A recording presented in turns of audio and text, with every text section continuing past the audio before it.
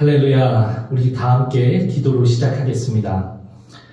사랑의 하나님, 오늘 이렇게 기쁨의 언덕을 통해서 만나게 해주시고 또한 함께 예배하게 하시니 감사드립니다. 우리를 향한 당신의 신실하심과 그 끊임없는 큰 사랑에 너무나 감사드립니다.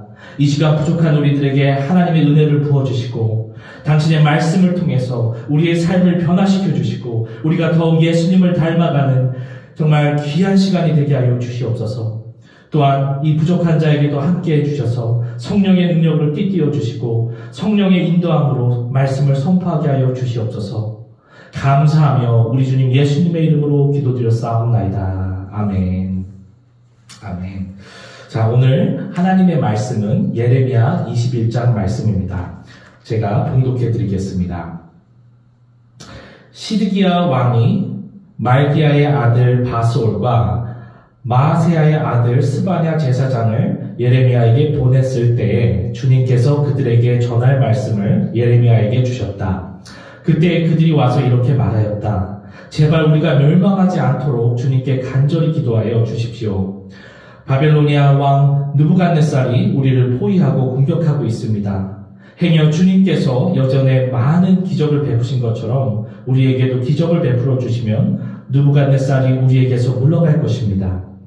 예레미야가 그들에게 대답하였다. 시드기야 왕에게 가서 이렇게 전하시오. 주 이스라엘의 하나님이 말한다. 너희는 지금 성벽에 에워싸고 공격하오는 바벨로니아 왕과 갈대아 군대에게 맞서서 싸우려고 무장을 하고 있으나 내가 너희가 가지고 있는 모든 전쟁 무기를 회수하여 이 도성 한가운데 모아놓겠다. 내가 직접 너희를 공격하겠다. 이 분노, 이 노여움, 이 우라를 참을 수가 없어서 내가 팔을 들고 나의 손과 강한 팔로 너희를 치고 사람이나 짐승을 가리지 않고 이 도성에 사는 모든 것을 칠 것이니 그들이 무서운 연병에 걸려 몰살할 것이다. 나 주의 말이다. 그런 다음에 연병과 전쟁과 기근에서 살아남은 이 도성의 사람들, 곧 유다 왕 시드기야와 그의 신하들과 백성을 바빌로니아 왕 느부갓네살의 손과 그들의 원수들의 손과 그들의 목숨을 노리는 사람들의 손에 포로로 넘겨주겠다. 느부갓네살은 포로를 조금 더 가련하게 여기지 않고 조금 더 아끼지 않고 무자비하게 칼로 쳐 죽일 것이다. 너는 이 백성에게 이렇게 전하여라. 나 주가 말한다. 내가 너희 앞에 생명의 길과 죽음의 길을 둔다. 이 도성 안에 머물러 있는 사람은 전쟁이나 기근이나 연병으로 죽을 것이다. 그러나 지금 너희를 에워싸고 있는 바빌로니아 군대에게 나아가서 항복하는 사람은 죽지 않을 것이다. 그 사람은 적어도 자신의 목숨만은 건질 것이다. 나는 복을 내리려고 해서가 아니라 재앙을 내리려고 이 도성을 마주보고 있는 것이다. 이 도성은 바빌로니아 왕의 손에 들어갈 것이고 그는 이 도성을 불질러 버릴 것이다. 나 주의 말이다. 이제 유다 왕실에 말한다. 너희는 나 주의 말을 들어라. 다윗의 왕가는 들어라. 나 주가 말한다. 아침마다 공의로운 판결을 내려라. 너희는 고통받는 사람들을 구하여 주어라. 억압하는 자들의 손에서 그들을 건져 주어라. 그렇지 않으면 그들의 악행 때문에 나의 분노가 불처럼 일어나서 불탈 것이니 아무도 끌 수 없을 것이다.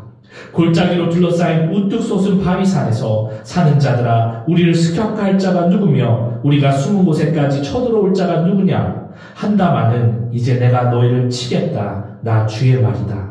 나는 너희의 행실에 따라 너희를 벌하겠다. 나 주의 말이다.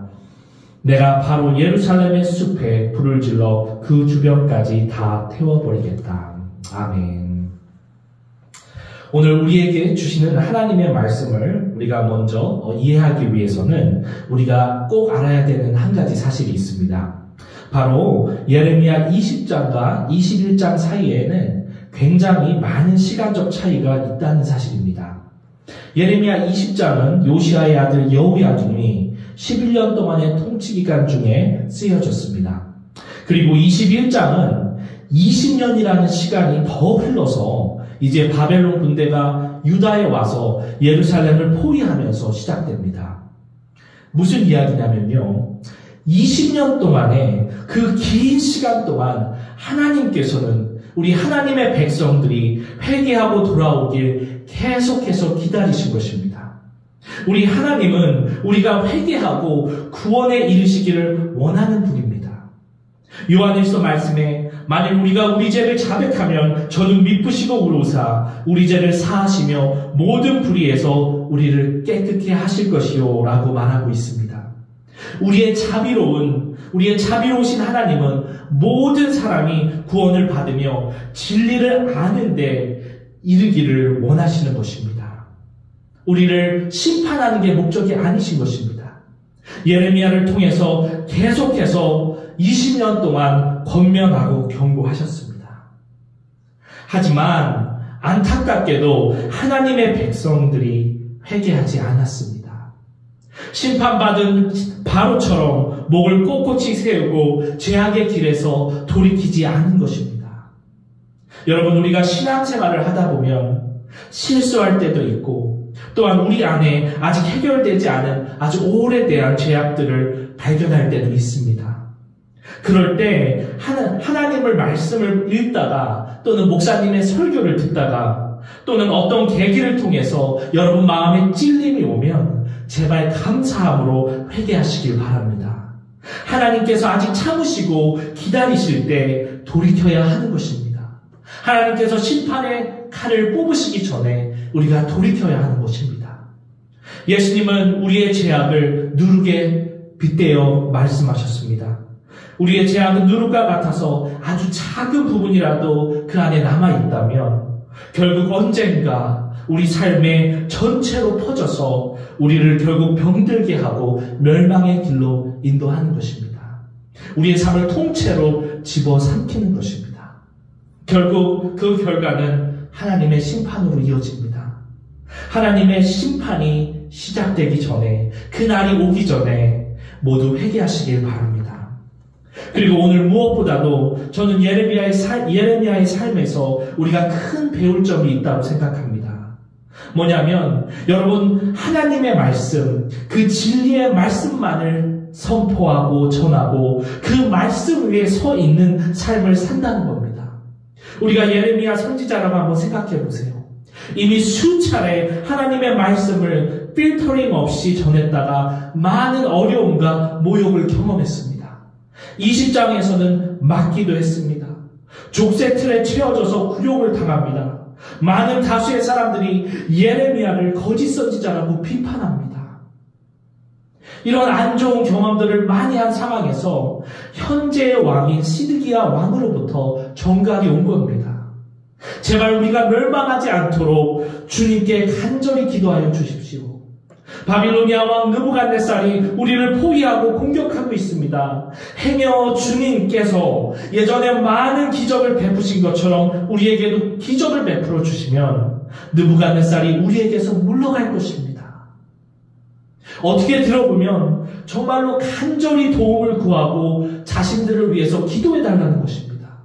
적들을 코앞에 두고 두려움에 떨고 있는 그런 백성들에게 뭔가 긍정적이고 소망이 될 만한 그런 하나님의 메시지를 전달해 달라고 부탁하는 것입니다.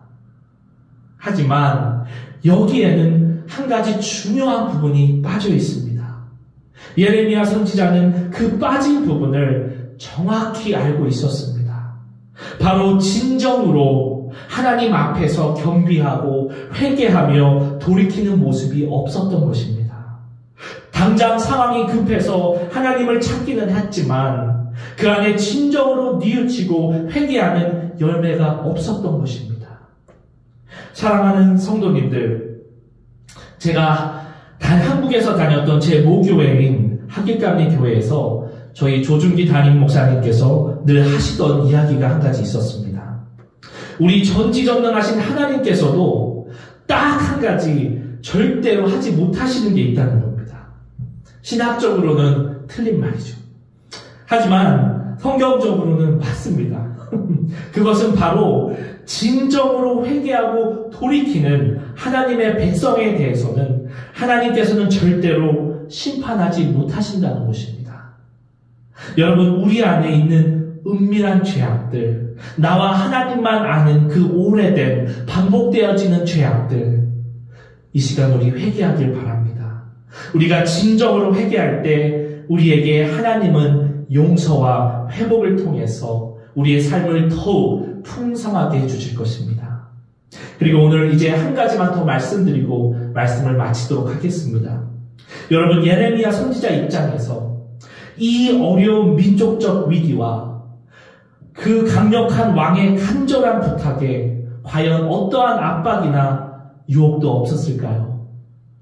그냥 왕이 원하는 대로, 백성들이 원하는 대로, 상황이 지금 원하는 대로 어떤 소망적인 메시지, 어느 정도 타협하고 세상이 원하는 쪽으로 말씀을 선포하면서 자신의 안위와 성공을 위해서, 더 나은 삶을 위해서 살았을 수도 있지 않았을까요? 우리는 오늘 한번 이 점을 깊이 생각해 봐야 합니다. 목회자로서 말씀을 전할 때 때로는 쉽지 않을 때가 있습니다. 생각해 보세요. 목회의 시간 속에서 교인들을 더 알아가고 그들을 더 이해하게 됩니다. 그러다 보니까 의도하지 않아도 어쩔 때는 눈에 그려집니다. 아, 내가 이 말씀을 전하면 우리 김 집사님이 째려볼 텐데, 이 말씀을 내가 전하면 우리 사모님, 제 와이프가 그 눈에서 레이저가 나올 텐데, 하나님을 더 두려워해야 하는데 자꾸 우리 사모님이나 사람들이 더 두려워질 때가 있습니다. 그때 전 늘 떠올리는 선지자가 있습니다. 바로 예레미야입니다. 많은 사람들은 예레미야를 눈물의 선지자라고 알고 있습니다.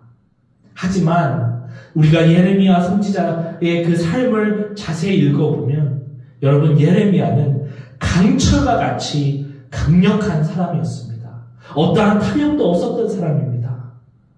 예레미야 선지자는 오늘 본문에서도 보시다시피 매국노가 되어도, 자신이 매국노가 되고 손가락질을 받아도 하나님의 편에 서서 하나님의 진리의 말씀을 전하는 것입니다. 도성의 사람들은 전쟁이나 기근이나 연병으로 죽을 것이지만 나가서 지금 항복하는 사람들은 죽지 않고 살 것이라고, 바로 그런 하나님의 말씀을 전하는 것입니다. 사람들이 원하는, 세상이 원하는 소리, 그런 소리를 내는 것이 아니라 바로 하나님이 원하시는 소리를 내는 것입니다. 어떻게 이렇게 당당히 하나님의 말씀을 전할 수 있을까요? 그 이유는 의외로 간단합니다. 예레미야는 왕이나 사람이나 어떤 상황에 따라서 움직이고 목소리를 내는 사람이 아니었습니다.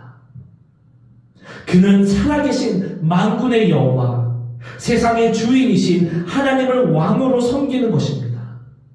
그분이 이렇게 말하라 하면 그렇게 말하고, 주님이 주신 말씀이 이러면 그렇게 말을 하는 것입니다. 비록 욕먹고 비판받고 가난해지고 손가락질 받아도 기쁨으로 자신과 늘 함께 하시면서 늘 말씀해 주시는 그 하나님의 말씀으로 산 것입니다. 이것이 바로 예레미야의 위대함입니다. 그리고 저는 이런 예레미야의 모습에서 바로 우리의 구주이신 예수님의 향기를 맡을 수 있습니다. 우리 예수님께서도 능력이 없어서가 아니었습니다. 엄청난 기적도 일으키셨고 정말 큰 인기도 있으셨습니다. 더 많이 가지실 수도 있었고 더 편한 길로 갈 수도 있었지만 마지막까지 내 뜻대로 마시고 주님 뜻대로 해달라고 기도하시며 피땀 흘리시고 자신을 십자가에 다시고 죽기까지 순종하신 우리 주님의 모습이 바로 그 예레미야의 안에 있는 것입니다. 사랑하는 성도님들, 이 시대에 쉽지 않습니다. 다수가 압박을 두고 어떤 사회적인 압박이 있고 이쪽이 다 옳다 해도 여러분, 크리스찬이라면 하나님의 진리의 말씀을 선포하시고 그 말씀 위에 서시기 바랍니다. 그렇다면 예레미야처럼 하나님께서 이 어려운 시기에 여러분을 분명 열방에 대한 하나님의 위대한 선지자로 사용하실 것입니다. 그리고 여러분의 삶을 통해서 많은 분들을 구원하고 많은 분들을 하나님께로 돌아오게 하실 것입니다. 우리 다 함께 기도합시다. 좋으신 하나님, 우리가 축복의 말씀에만 귀 기울이는 것이 아니라 하나님의 심판의 말씀에도 하나님의 심판의 말씀을 들을 때도 듣는 귀를 열어주시고 우리의 삶을 돌아보게 하시고 진정으로 회개케 하시며 그래서 회개의 열매가 우리 삶 속에 맺게 하여 주시옵소서. 또한 많은 비성경적인 어젠다가 넘쳐나는 이 세상 속에서 예레미야처럼 담대히 하나님의 진실의 말씀을 선포하게 하시고 그 뜻대로 살게 하여 주시옵소서. 감사하며 우리 주님 예수님의 이름으로 기도드려 싸움나이다. 아멘.